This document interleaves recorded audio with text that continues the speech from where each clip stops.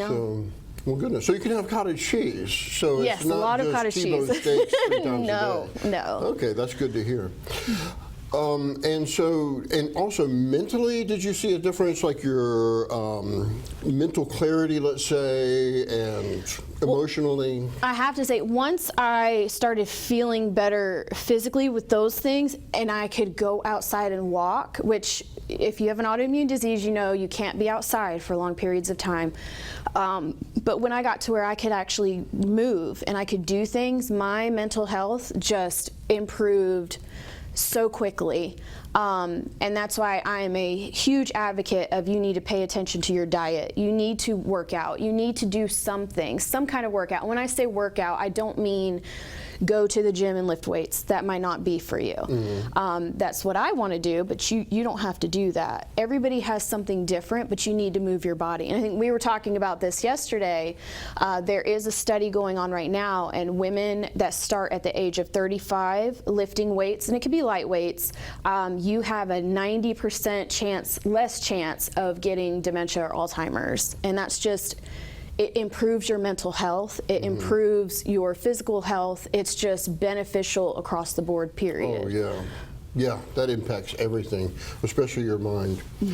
And related to that, do you take any supplements or vitamins or? I take a multivitamin. I take magnesium in the evening to sleep, but am I like supplementing? No. What happens with the carnivore diet, once you remove all of the plants, your body resets itself, and every kind of protein you eat, whatever that animal ate, your body learns to pull the vitamins and nutrients from that meat, from that protein. And that's why if you do the carnivore diet, you need to go ahead and go all in, because if you're mixing stuff in with it, like having a salad here and there, it's going to mess it up. You're trying to reset your body so that it learns to do what it should do naturally, in my opinion. That's why we only cook with butter and beef tallow. We don't use any kind of oils. You need that fat.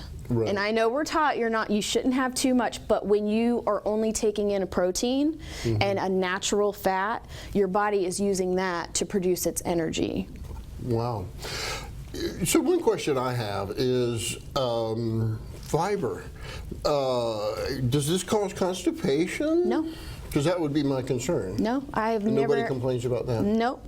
And your husband does this too? Yes, he does. In fact, he's the one who kind of got you started on it. He started me on because we found, and I told you about Dr. Ken Berry. He is on YouTube. You can look him up. He has a ton of videos on autoimmune, carnivore diet, and other things. He talks about cholesterol, all of that. That's where I kind of was like, all right, maybe my husband's not crazy, and I tried it. And then when he saw my results, he was like, well, I don't have an autoimmune disease, but I'm going to try it. Yeah. And it has been beneficial for him as well. Oh, yeah, that's great. Going back a second, you said that you went into early menopause, and that obviously has to be a factor in all of this too. I'm sure. How did you figure that out? I mean, because in my understanding and my experience, I guess I should say, doctors don't really want to do testing. They, it's kind of the old school thought. It's like, why do tests? Obviously, your hormones are low. But I believe, and I think you experience this, that hormone levels are very helpful. Very. So is that part of the journey? Yeah, I had a lot of issues, cysts, masses, all ever since I was young. And then I've had, I don't know how many people have had this, but I've had an IUD. I think that's not good. I think that's what kind of triggered it for me, and it just messed up all of my hormone levels terribly. My doctor, because I was having so many issues, he was doing extra testing. I actually had to go to the doctor like every 6 months. Because for extra testing and things like that. And then that's what he was telling me, is that your body is actually going into menopause early now. Did you get any of the classic symptoms like hot flashes, night sweats? That, and I think a lot of people don't really, they're talking about it more now than they used to, but you really feel crazy. have no control over any of your emotions. I know women that are going through it right now, you know exactly what I'm talking about. It's just this cycle. You can be depressed 1 minute, and then the next minute you're laughing, and then within 10 minutes you're crying, and you sit there and say, I don't even know why I'm crying. Like, it is crazy. It makes you feel like you are going crazy. And then the fatigue with that, just the up and down roller coaster of it all is what I was fighting most with that.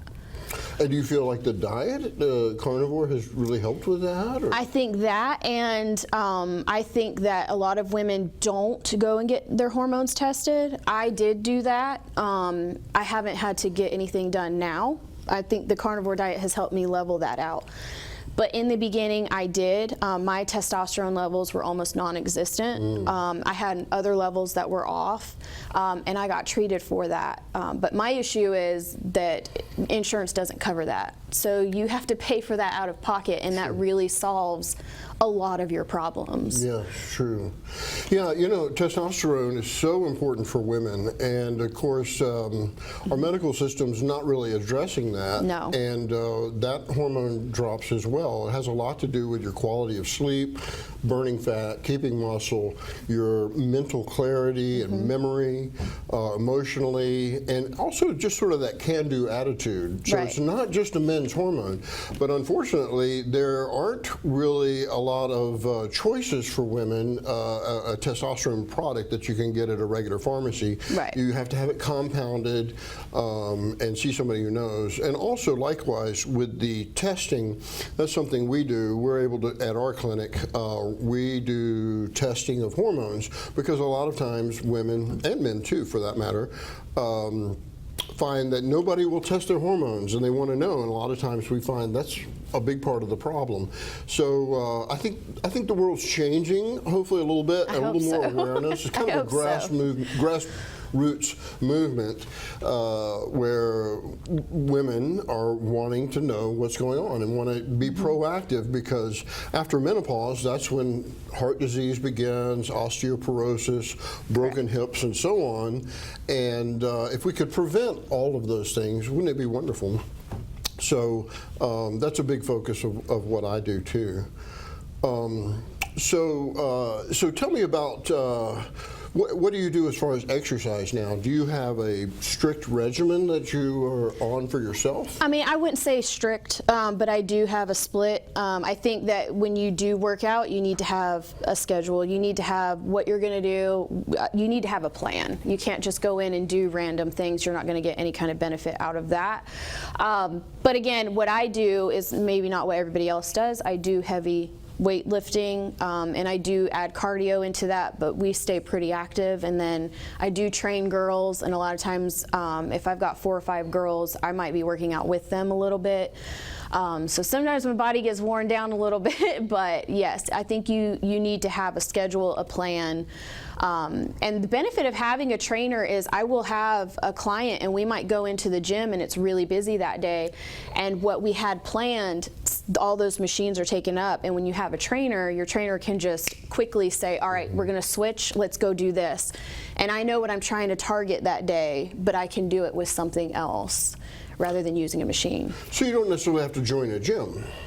No, I don't think so. You can do this at home with some basic equipment, maybe some dumbbells, things like that. Resistance bands, dumbbells. I'm a big proponent of push-ups, pull-ups, sit-ups. I think those are very underrated. Walking is a big one. If you get outside, not on the treadmill, but if you get outside and you start walking or riding a bike and you do push-ups, sit-ups, pull-ups, that is an entire workout. That is a full body workout right there.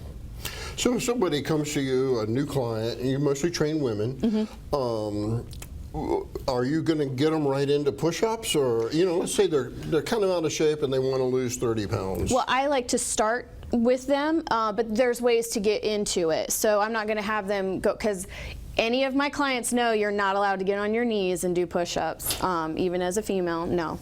But you can start with wall push-ups. You can start with other things and then slowly start to lower your body down to where you can actually do a push-up.